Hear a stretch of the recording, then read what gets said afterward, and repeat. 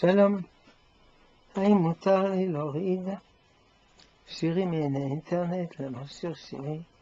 הרי כולם עושים את זה. ודאי אסור, זה גזל, צריך לשלם. מה שהוא שם באינטרנט זה לא אומר שהוא מוותר על תשלום.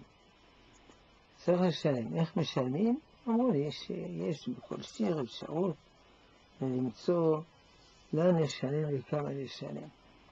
מה שכולם עושים את זה לא מתיר את הדבר. זה לא היתר. מסופר בגמרא על רב אחד שסיפר שהוא הלך באמצע שדה על שביל, אמר לו ילד או ילדה, למה אתה עובר בשדה, מקלקל? אז הוא ענה, אבל יש פה שביל. אמרו לו, ליסטים שכמותך כבשו.